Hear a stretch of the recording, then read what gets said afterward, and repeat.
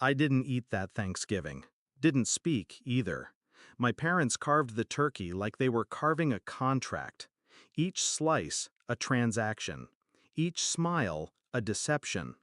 And when my father raised his glass and announced, "Everything goes to Rachel," they didn't even look at me. Not once. Just silence. The kind that echoes louder than screams. Rachel blinked, fidgeted. She hadn't known either, but she smiled anyway. I left the table without a word, wheeled myself out the front door. Cold air hit my face. Not as cold as their indifference. Not as cold as the thought already forming in the back of my mind. That this wasn't just neglect, it was strategy. And someone planned it. I was 9 when I lost my legs. Spinal damage, they said. Unexplained. No trauma. No clear illness. Doctors baffled. My mother devastated. My father annoyed. Over time, that annoyance calcified into contempt. They stopped hiding it by the time I turned 15. The looks, the sighs, the offhand comments. Useless, burden, can't even shovel snow. I kept my head down, stayed quiet. But that night after dinner, something stuck in my mind. Not what they said, what they didn't. No mention of my trust. No acknowledgement that I'd existed in their wills at all. Nothing. As if I'd already died. As if someone had erased me from the books. A long time ago. And Rachel? She hadn't fought it. Not once. Not even for show. She just accepted the crown. And it fit her too well. I started small. Old medical files. I still had access to my childhood records. HIPAA never expected a vengeful paraplegic. The scans didn't show trauma, but they did show consistency. Too consistent. Every scan looked exactly the same, as if copied. I looked deeper. The doctors, the ones assigned to my case in those early years. 2 had lost their licenses. 1 had suspicious malpractice settlements. All in the same state. All referred by my mother's insurance network. Coincidence? Maybe, but coincidence started to feel like design. Then I remembered the pills. The nightly ones. Pink. I never questioned them. Mom said they helped. I searched the name she gave me. The label said vitamins.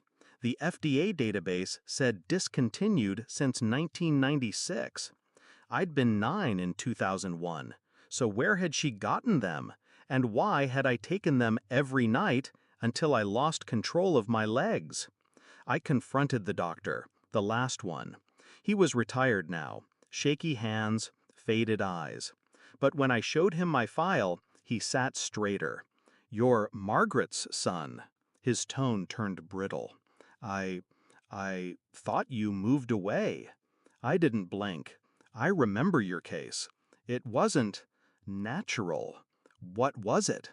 He swallowed hard, looked down. "She said it was Munchausen. That someone was harming you. Slowly. But the requests she made, the referrals, she signed off on all of it. She, your mother." He didn't need to say more. I left without another word. I already had what I needed. Rachel called the next day, asked to meet, said she felt weird about the inheritance. We met at the park near our childhood home. She smiled, but her hands trembled. "You okay?" she asked. I handed her a folder. No greeting, no warmth. She opened it, read silently. Her mouth parted. No words came. Inside, the doctor's written statement, the FDA report, the old prescription bottles, even a timeline I had charted with a precision I hadn't shown anyone before. It ended with a question, typed in bold. Who benefits from the child who stays home forever?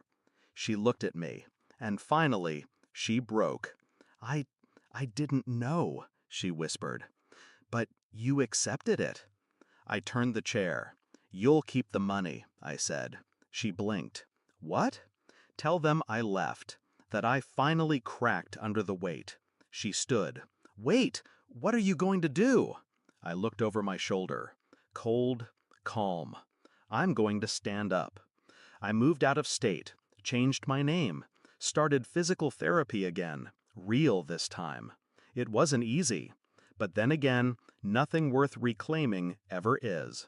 Last I heard, Rachel confronted them, screamed, threw the folder across the dining room table. Dad denied it. Mom cried.